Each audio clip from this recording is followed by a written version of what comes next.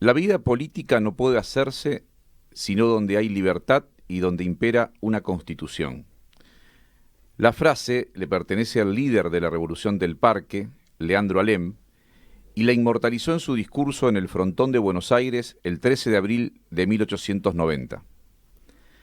Entonces imperaba una constitución, la de 1853, pero las libertades estaban reservadas a unos pocos y el país se encaminaba a 24 años de revoluciones para obtener el sufragio universal. Otro indiscutido organizador de aquellas revoluciones, para nada pacíficas, Hipólito Yrigoyen, en respuesta a los sectores conservadores, manifestaba que el programa de su partido era la mismísima Constitución Nacional. Los dos revolucionarios no reclamaban una constitución, sino el cumplimiento de la que existía, que había sido establecida luego de años de guerras civiles.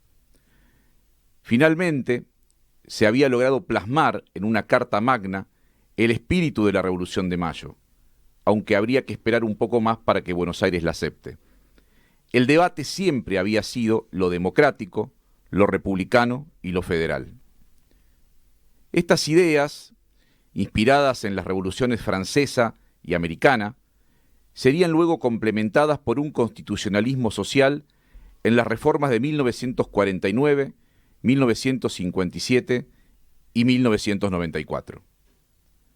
Volveremos a dictar la Constitución de los argentinos, afirmaba Moisés Levenson, presidente del minoritario bloque radical en la reforma de 1949, cuando retiraba su bloque en protesta por el giro corporativista que modificaba el espíritu republicano de 1853.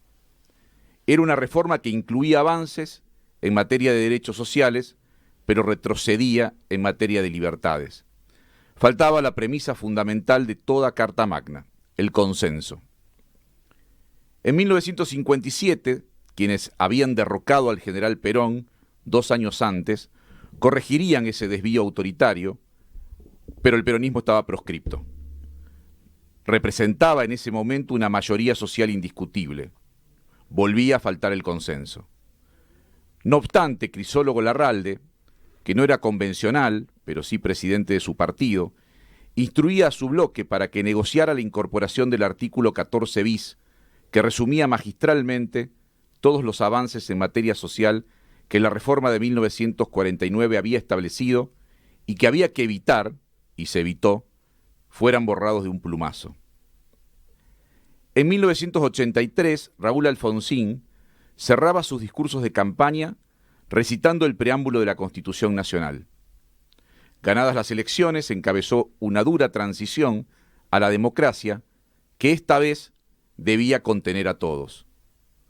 Fue exitoso al entregar la banda presidencial en 1989 a otro presidente constitucional, algo que no ocurría desde 1922.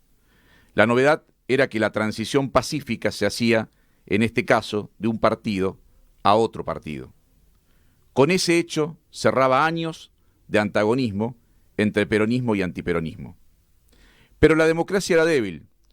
Ya lo había advertido Alfonsín cuando reunió a los mejores juristas y filósofos del país en el Consejo para la Consolidación de la Democracia.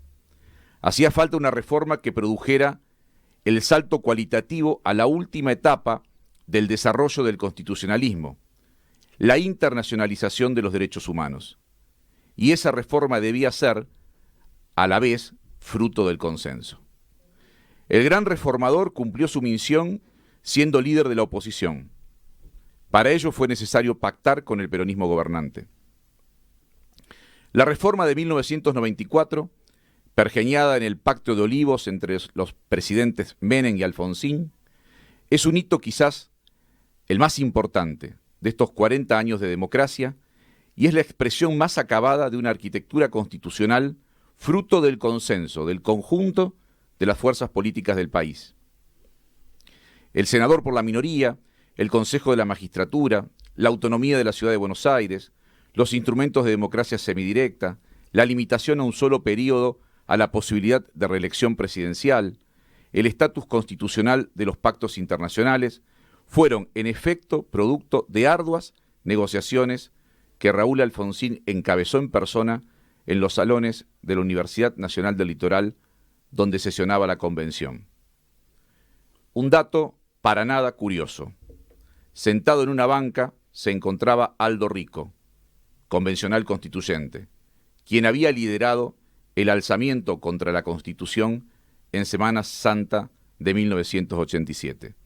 El consenso era total.